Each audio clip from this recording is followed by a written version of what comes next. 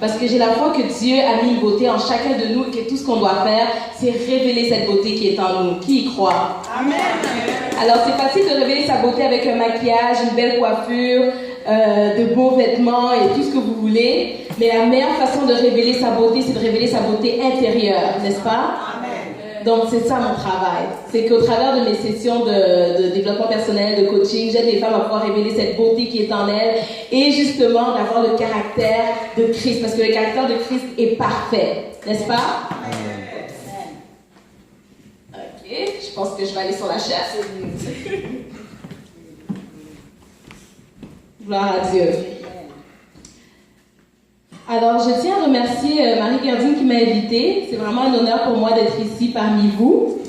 Et je remercie aussi l'Église ici pour l'accueil, ainsi que mon pasteur. En fait, je viens de l'Église Christ en Action pour ceux qui ne savent pas. Parce qu'il y en a qui connaissent cette Église-là. Ah, gloire à Dieu, c'est bon. Alors, mon pasteur, c'est le pasteur Kofi. Et je le remercie pour la permission qu'il m'a donnée d'être ici parmi vous. Et on va parler d'un sujet que j'aime beaucoup, un sujet qui me tient tellement à cœur parce que je l'ai expérimenté. Et j'ai la foi que chacun de vous ce soir va l'expérimenter aussi. Que chacun de vous, vous n'allez pas sortir d'ici comme vous êtes venus. Amen. Amen. Nous allons parler du verset. Si vous avez vos Bibles, vous allez aller lire avec moi dans Jean 8, verset 12. Alors, est-ce que vous êtes prêts? Amen. Jésus leur parla de nouveau et dit, « Je suis la lumière du monde. Celui qui me suit ne marchera pas dans les ténèbres, mais il aura la lumière de la vie. » Qui veut avoir la lumière de la vie ce soir? Amen. Qui croit que Jésus est la lumière du monde? Amen. Yes. Donc aujourd'hui, on va parler de ça. OK? Alors, on va juste s'incliner dans la prière un petit peu pour remettre ce temps entre les mains du Seigneur. Père éternel, merci pour cette grâce que tu nous donnes de pouvoir se réunir en ce lieu pour entendre ta voix, écouter ta parole, Seigneur. Mon Dieu, je remets ce temps entre tes mains encore une fois. Mon Dieu, je te prie de pouvoir prendre contrôle de tout ce qui sortira de ma bouche. Que tout, Seigneur, puisse venir de toi et de toi seul. Saint-Esprit, je te prie de toucher le cœur de tout et chacun. Tu connais chaque personne en ce lieu. Moi, Seigneur, je ne les connais pas, mon Dieu. Tu sais ce qu'ils ont besoin d'entendre, Seigneur. Tu sais, Seigneur, quelle vérité ils ont besoin d'entendre pour être libérés. Je te prie, Seigneur, de maintenant agir, Seigneur, au travers de moi, mon Dieu. Merci parce que tu es un Dieu bon, tu es un Dieu plein d'amour, tu nous aimes, Seigneur Jésus, et ce n'est pas par hasard que nous sommes là. Tu as une bonne parole pour nous, une parole qui va nous transformer, Seigneur, une parole qui va nous libérer. Seigneur, nous te rendons toute la gloire, Seigneur. Sois élevé, sois béni dans le nom de Jésus. Amen. Amen. Ok. Donc, Jésus est la lumière du monde. Mon message va être divisé comme en deux parties. Je me sens vraiment trop haute, là, je vais descendre. Mon message va être divisé en deux parties, ok? Partie 1, c'est Jésus est la lumière du monde. Et partie 2, c'est j'ai la lumière de la vie, ok? Alors, Jésus est la lumière du monde. Comme on a lu dans le verset, ça dit que celui qui me suit ne marchera pas dans les ténèbres. Peut-être que vous vous demandez, ok, mais c'est quoi dans les ténèbres? Dans le noir et tout, comme... Qu'est-ce que ça veut dire? On va un peu détailler ça. Alors, les personnes qui sont dans les ténèbres, c'est les personnes qui sont esclaves du péché. Peut-être encore là, ça ne vous éclaire pas totalement, mais vous allez comprendre, juste suivez-moi. On va lire dans Jean 8 encore, mais juste un petit peu plus bas du verset qu'on a lu tout à l'heure. Alors, à partir du verset 31, vous y êtes? Amen. Alors, ça dit... Et il dit aux Juifs qui avaient cru en lui, donc il y avait des Juifs qui avaient cru en lui, si vous demeurez dans ma parole, vous êtes vraiment mes disciples. Vous connaîtrez la vérité et la vérité vous affranchira, donc vous rendra libre. Ils lui répondirent, nous sommes la postérité d'Abraham, donc les descendants d'Abraham, et nous ne fûmes jamais esclaves de personne. Comment dis-tu, vous deviendrez libres? En vérité, je vous le dis, leur répliqua Jésus, quiconque se livre au péché est esclave du péché. Or, l'esclave ne demeure pas toujours dans la maison, le Fils y demeure toujours. Si donc le Fils vous affranchit, vous serez réellement libre. Amen. Amen. Donc c'est ça, les personnes qui sont vraiment esclaves, ce sont des personnes qui sont, comme la Bible l'a dit, esclaves du péché. Ceux qui sont dans les ténèbres, c'est les gens qui sont esclaves du péché. On va encore plus détailler ça. C'est quoi le péché? Donc, le péché, c'est tout ce qui est contraire à la volonté de Dieu. Amen. Tout ce qui est mal, dans le fond. Ok? Si on va dans Galates 5, il y a vraiment toute une belle liste qui explique un peu à quoi ressemble le péché. Ok? Donc, on va aller dans Galates 5, 19. De 19 à 21, je vais lire. On sait bien comment se manifeste l'activité de notre propre nature. Dans l'immoralité, l'impureté, le vice, le culte des idoles et la magie. Les gens se haïssent les uns les autres, se querellent et sont jaloux. Ils sont dominés par la colère et les rivalités. Ils se divisent en partis et en groupes opposés. Ils sont envieux. Ils se livrent à l'ivrognerie, et à des orgies. Ils commettent d'autres actions semblables. Je vous avertis maintenant, comme je l'ai déjà fait, ceux qui agissent ainsi n'auront pas de place dans le royaume de Dieu. Ok? Donc je pense que c'est vraiment clair. Tout ce qui est le péché, c'est vraiment la jalousie, le mal, l'envie, la rancune. D'autres exemples, ça pourrait être par exemple le manque de pardon, le désir de vengeance, la dépression, la dépendance affective, l'insécurité, la peur. Honnêtement, qui a déjà été dans les ténèbres du péché? Ok, gloire à Dieu, parce qu'aujourd'hui la lumière de Christ va vraiment tous nous éclairer. Amen. Ok, donc c'est ça. Maintenant, pour ceux qui sont toujours en train de se demander, ok, mais c'est quoi les effets du péché? En fait, le péché, ça vous garde vraiment prisonnier. Il y a quelque chose que Paul a dit dans le livre de Romains qu'on va lire. Et peut-être que vous allez vous retrouver là-dedans, ok? Je vais le lire, puis vous allez comprendre. Dans Romains 7, à partir du verset 9, Paul dit, « En effet, je ne fais pas le bien que je veux, et je fais le mal que je ne veux pas. Si je fais ce que je ne veux pas, alors ce n'est plus moi qui agis ainsi, mais le péché qui habite en moi. Je découvre donc ce principe. Moi qui veux faire le bien, je suis seulement capable de faire le mal. Au fond de moi-même, je prends plaisir à la loi de Dieu. Mais je trouve dans mon être une autre loi qui combat celle qu'approuve mon intelligence. Elle me rend prisonnier de la loi du péché qui est en moi. Malheureux que je suis, qui me délivrera de ce corps qui m'entraîne à la mort? » Est-ce qu'il y a des gens qui se sont déjà sentis, on va dire quelqu'un vous a fait du mal, vous essayez de pardonner cette personne, d'oublier, mais vous n'arrivez pas, genre? Qui a déjà vécu ça? Comme vous êtes dans une position où vous faites quelque chose de mauvais, vous savez que c'est mauvais, vous essayez d'arrêter de faire cette affaire, mais vous n'arrivez pas. Ou peut-être c'est dans votre façon de parler. Comme vous, là, dès que vous vous mettez en colère, vous êtes vraiment... c'est... sauf qui peut. Ok? Comme, on ne peut pas vous maîtriser. Puis vous savez que vous avez ce problème-là, vous essayez de vous en sortir, mais vous n'y arrivez pas. Ok? Moi, personnellement, je me suis déjà trouvée là-dedans. Il y a des choses que je faisais dans le passé, puis j'étais comme, mais Seigneur, mon Dieu, moi, il n'y a pas d'espoir. Comme je pensais que j'allais même pas m'en sortir. C'est ce mal que je faisais, je pensais que c'est ça qui allait même m'enterrer un jour. Mais quelque chose est arrivé. Mm-hmm. Puis là maintenant, on va parler de comment le péché est venu dans le monde. Pourquoi il y a le péché? Pourquoi il y a le mal? Ok? Pour ceux qui se posent des questions, on va tout expliquer ça ce soir. Ok? Ce qu'il y a eu quand Dieu a créé au départ Adam et Ève, ok? Ils étaient parfaits, tout allait bien, ils vivaient dans l'harmonie, dans l'amour, tout était super beau, ils voyaient Dieu, ils chillaient avec lui, entre guillemets, dans le jardin d'Éden, là où ils habitaient, ok?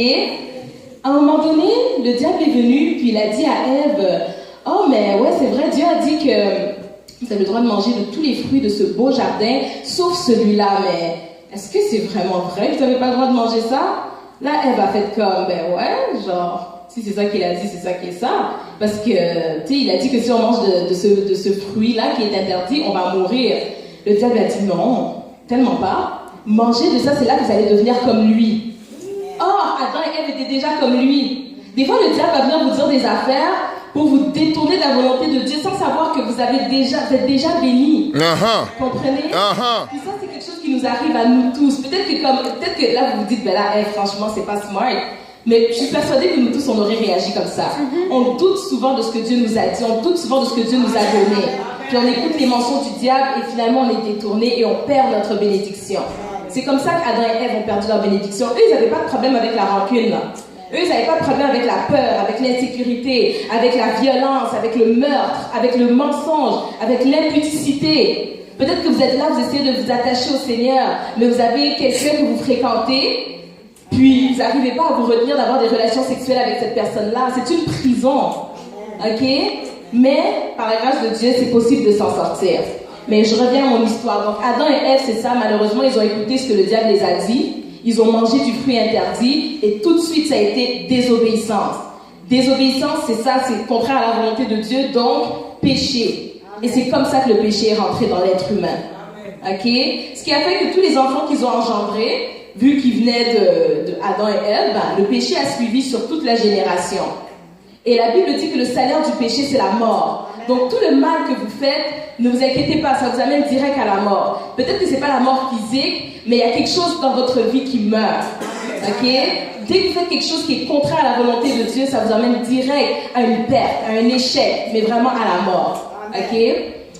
Qu'est-ce qui s'est passé ensuite? Ben c'est ça, les gens viennent dans le monde, puis là le mal est instauré, c'était les guerres, c'était vraiment plein de choses désastreuses, et puis tout le monde mourait. Alors, on est Dieu à regarder la belle création qu'il a faite. Il a créé chaque personne à son image. Ok? Il les a regardés puis il a fait comme waouh, ce que j'ai créé, c'était tellement beau, c'était tellement parfait. Mais regarde, ils sont tous en train de périr. Parce que c'est que Dieu, il a établi une loi. Et quand Dieu établit une loi, quand il dit quelque chose, Dieu est toujours fidèle à sa parole et à sa loi. Ok? La loi de Dieu, c'était que quand tu pêches, tu meurs. Donc même si c'est sa propre création, puis genre, il aurait aimé qu'il ne meure pas. C'est quelque chose qu'il a déjà déclaré, puis Dieu ne revient pas sur sa parole. Donc, la loi devait continuer de se manifester, puis Dieu, ça le faisait mal. C'est pour ça que la Bible dit que Dieu a tant aimé le monde. Il vous a tous tant aimé. Il a tant aimé l'être humain, sa créature chérie, genre. Et puis, c'est pas comme si l'humain était égal à un ange, là. Non, non, non. Il y avait les anges dans le ciel et tout, mais l'humain, c'était comme comment je pourrais dire ça? Qui était le plus précieux au cœur de Dieu. Oui. Ok? Il l'a tellement aimé, il a fait comme non, ma créature ne peut pas continuer à mourir comme ça. Là, c'est trop pour moi, c'est trop pour moi. Malgré tous les anges qui sont là en train de me louer, là, ça ne me suffit pas. Il me faut cette créature qui est à mon image. Il faut que je la récupère. Il a dit, je vais envoyer mon fils, son fils unique. C'est le seul humain qui avait son Esprit Saint en dedans de lui. Ok? Il l'a envoyé sur terre, il a dit, tu vas souffrir et tout, mais j'ai pas le choix parce qu'il faut que je récupère ma créature. Ok? Et c'est comme ça qu'il a envoyé Jésus sur la terre. Donc Jésus était là, il a grandi et tout. C'est le seul humain qui était dans le fond parfait, comme j'ai dit. Ok? Déjà, comment il est venu? Je vais vous expliquer pourquoi il était parfait. Ok? Quand il est venu, là, c'est pas, tu sais, ses parents s'appellent Marie puis Joseph. Ok? Ils n'ont pas eu Jésus après avoir eu des relations sexuelles. C'est pas comme ça que Marie est tombée enceinte, là. D'ailleurs, ils n'étaient même pas mariés, ils étaient fiancés, ils suivaient la loi de Dieu. Donc, obviously, ils n'ont pas eu de relations sexuelles. Ok? Ça s'est fait vraiment par la puissance du Saint-Esprit. Donc, directement, Dieu est venu déposer, boum, fœtus, dans le ventre de Marie. Ok? C'est comme ça que ça s'est fait. Donc, Jésus n'est pas comme descendant d'Adam et Ève. Je vous ai dit, tous les descendants d'Adam et Ève, là, péché, péché, péché. Non, non, non, Jésus, c'est pas la même chose. Jésus, c'est la puissance de cet esprit. Yes! Marie enceinte. Ok? Son mari était devenu enceinte et tout, puis même que, en tout cas, j'explique un peu, là, même que Joseph était comme, mais là, comment ça t'es enceinte? Je pensais que t'étais vierge, tu sais? C'est comme, explique-moi. Marie était comme, non, non, tu comprends pas, c'est parce que c'est le Saint-Esprit et tout. Là, Joseph a fait comme, de quoi tu me parles, Saint-Esprit? Attends, vous-même, entre vous et moi, là. Si votre femme vous dit, ah non, mais c'est parce que c'est le Saint-Esprit, est-ce que vous allez croire? Non! Personne ne va croire, ok? Mais comme Dieu, il sait comment l'humain, on ne croit pas en ce genre d'histoire. Qu'est-ce qu'il a fait? Il est parti voir Joseph, il a dit, oh, calm down, là, c'est moi, là, ok? C'est pas, t'as pas trompé et tout, c'est moi qui l'a mis en scène, donc inquiète-toi pas, ne la quitte pas. Il était même en train de dire, ok, tu sais quoi, on va juste se laisser en cachette, comme ça on va pas ébruiter cette affaire-là. Tu sais, Joseph était quand même cool, là, il a pas voulu l'humilier. Mais Dieu a dit, non, ne quitte pas cette femme, elle est pour toi, et c'est moi qui l'a mis en scène, parce que là, c'est l'heure que le Sauveur vienne sauver mon peuple. Ok? Oui. Gloire à Dieu. Donc, c'est comme ça que Jésus est venu dans le monde, comme je disais, il était là, il grandissait avec ses parents, sa famille, tout allait bien et tout. À un moment donné, le gars commence à faire des miracles, il commence à faire lever des morts, guérir des malades et tout et tout. So, les gens étaient comme, wow, c'est quoi cet homme? Genre d'où il sort et tout, c'est quelle puissance qui agit au travers de lui. Les gens étaient un petit peu confus. Tu sais, des fois, Dieu va vous appeler à des affaires, là. Vous allez faire des choses que les gens n'ont jamais vues. Parce que la Bible dit que ce que Dieu a pour vous, là, c'est ce que l'œil n'a point vu, qui n'est point monté au cœur de l'homme. C'est ce que vous ayez des projets en ce moment, puis vous vous dites, ok, mais personne n'a jamais fait ça. Est-ce que je dois vraiment faire ça? Oui, tu dois vraiment faire ça. Parce que ce que Dieu a pour toi, c'est pour toi. Et les gens risquent de ne pas nécessairement comprendre. Okay? C'est pas parce que les gens ne comprennent pas l'appel que Dieu a dans ta vie que cet appel n'est pas valide. Les gens ne comprenaient pas Jésus. D'autres ont dit, est-ce que tu es Élie? Est-ce que tu es... Comme tout le monde était confus, personne ne savait exactement s'il était le sauveur. Il y a des gens que par la grâce de Dieu, par le Saint-Esprit qui les a inspirés, ils ont dit, oui, certainement tu es le Fils de Dieu. Donc oui, il y a des gens qui vont vous reconnaître dans votre appel. Mais c'est pas tout le monde. Ok? Donc c'est ça. Cela, Jésus, il était là, il fait des miracles et tout et tout. Maintenant... Est-ce que vous savez comment le diable se sentait? Je vais vous expliquer. Depuis que les gens sont en train de naître sur terre, là, depuis qu'il a instauré l'histoire du péché, le diable, pour lui, il est content, là. Il a contrôle sur tout le monde.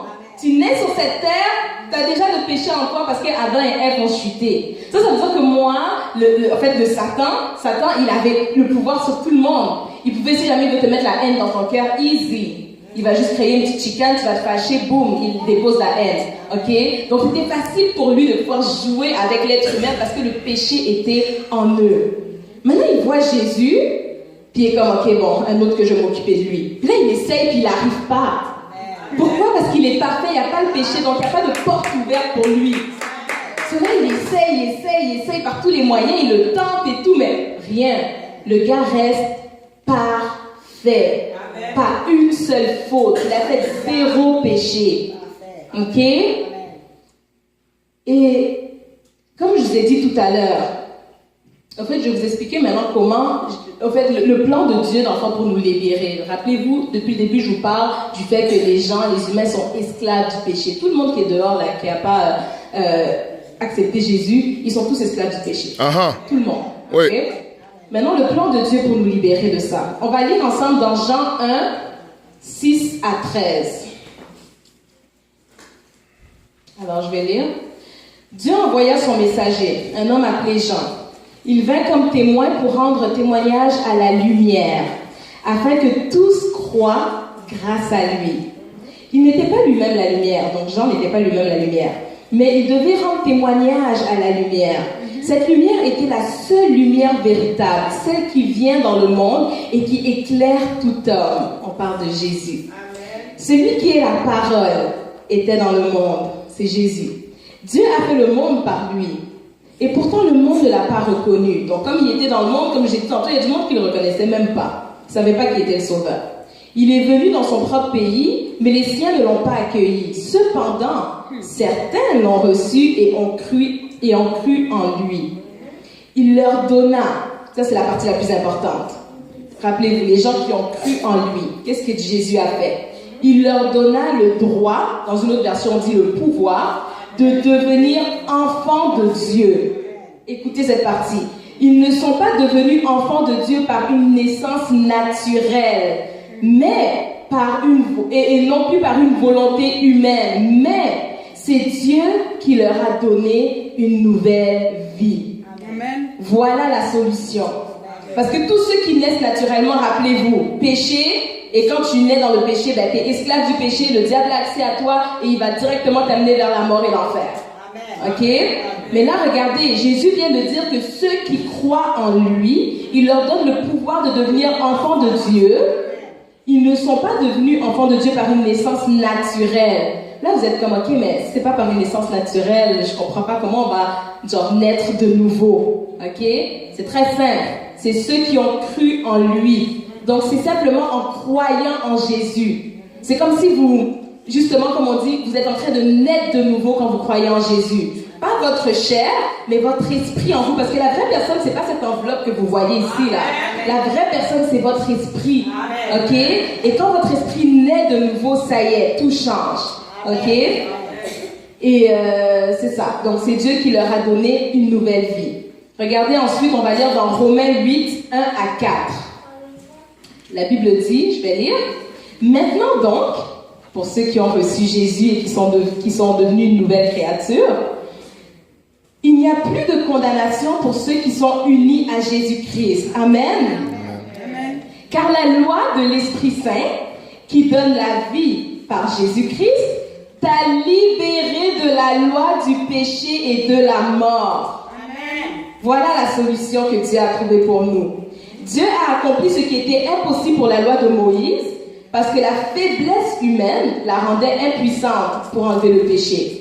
Donc, pour enlever le péché, il l'a condamné dans la nature humaine en envoyant son propre fils vivre dans une condition semblable à celle de l'homme pécheur.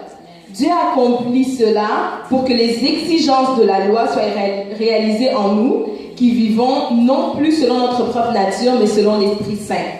Tout ce que ça veut dire, c'est que comme je vous ai dit, en naissant sur cette terre, il y a une loi, vous êtes dans le péché, vous devez mourir. Jésus est venu sur cette terre, et il a comme détruit cette loi. Comment? En fait, pas détruit, mais il a accompli cette loi pour nous tous. Amen. Ok? Amen. Donc, il est venu, il a marché de façon parfaite et il est mort. Jésus n'était pas censé mourir. Rappelez-vous, il était parfait, n'est-ce pas? Mm-hmm. Mais il est mort. Donc, la loi, c'est comme, ça a été genre un peu bouleversé, là, ça marche plus, là. Comment ça, quelqu'un de parfait meurt? Quelqu'un qui est parfait ne peut pas mourir. Mais Jésus est mort. Et c'est ça qui a comme annulé notre condamnation. Amen. Quand on croit en lui, maintenant, notre condamnation de mourir à cause du péché est annulée. L'emprise que le péché a sur nous est annulée lorsqu'on s'attache à lui. Amen. C'est pour ça qu'on dit que Jésus est la lumière du monde. Comme je vous ai dit, tout le monde qui sont dehors là-bas, tant qu'ils n'ont pas encore accepté Jésus dans leur vie personnellement, ils sont sous l'emprise du péché. Et lorsqu'on est sous l'emprise du péché, ça amène la mort, ça amène les ténèbres, ça amène l'obscurité, ça amène tout le mal que j'ai cité tout à l'heure. Mais lorsqu'on accepte Jésus, ça y est, c'est la lumière. Amen. Vous comprenez? Amen. Amen.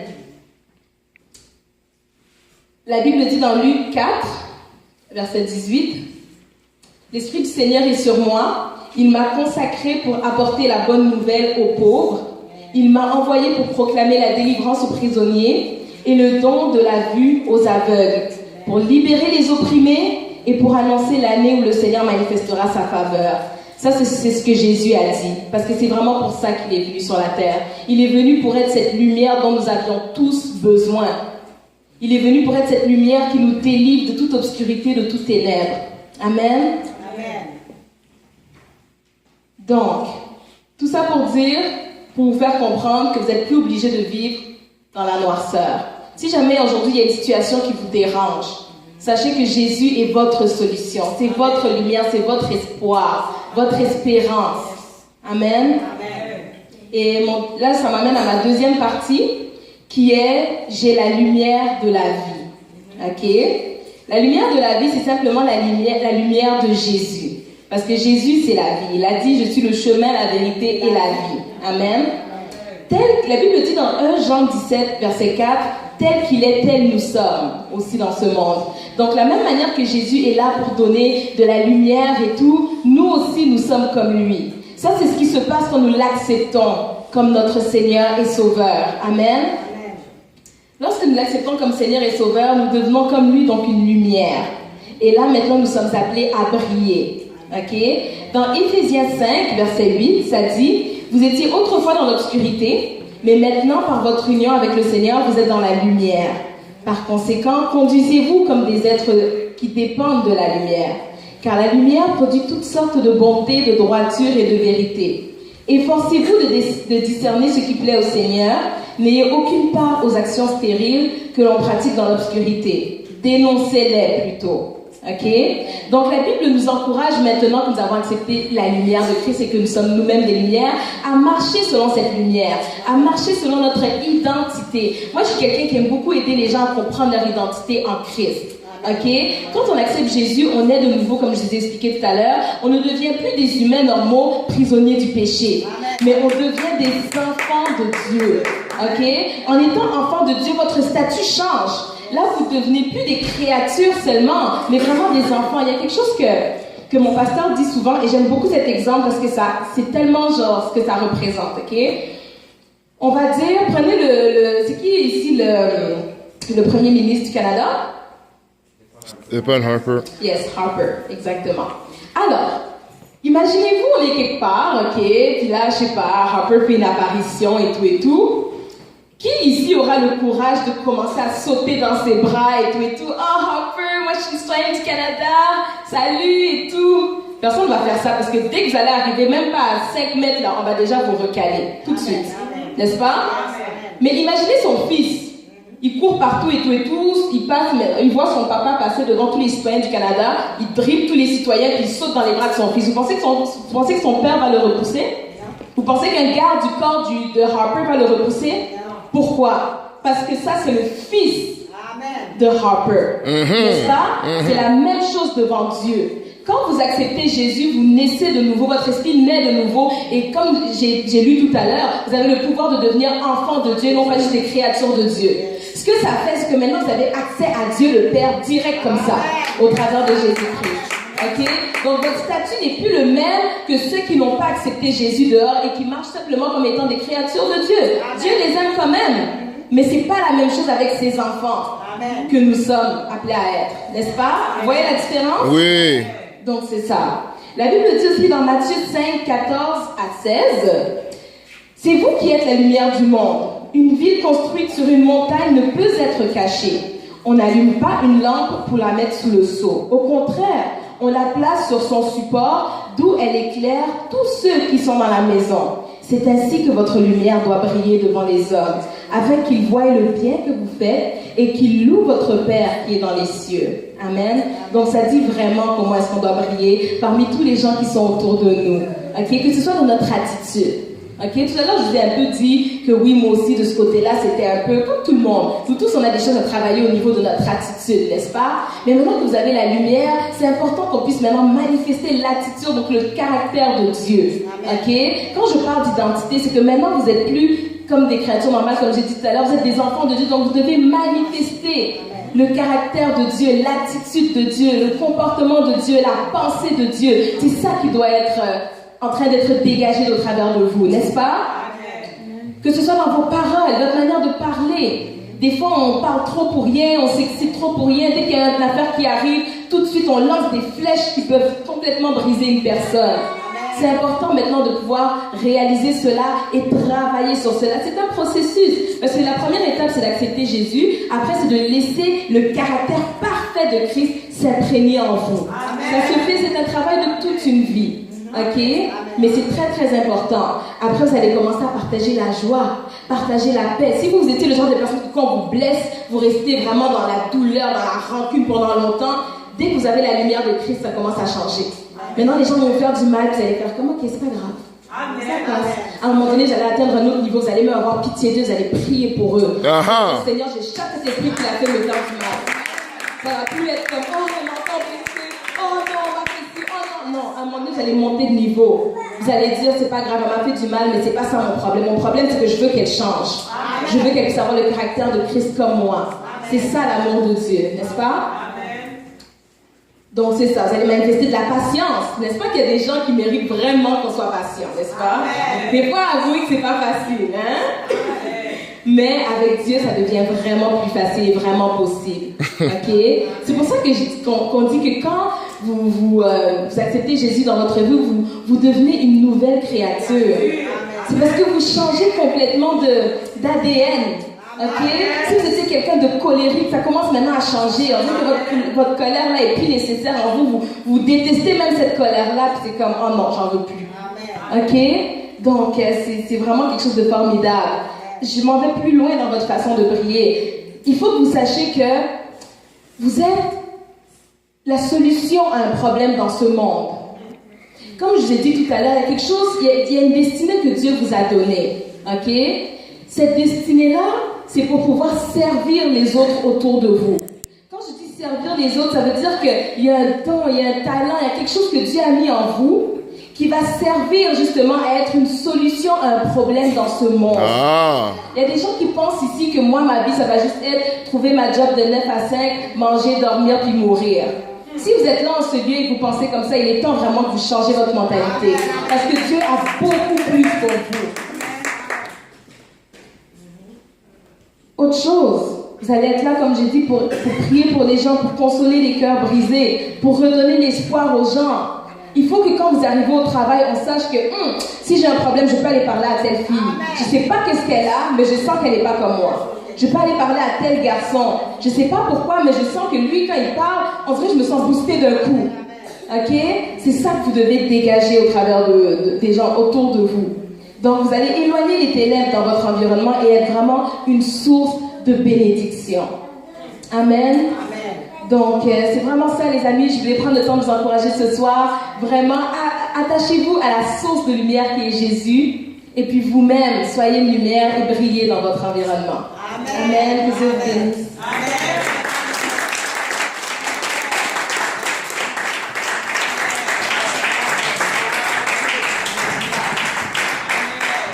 Disons merci à Dieu pour ces belles paroles.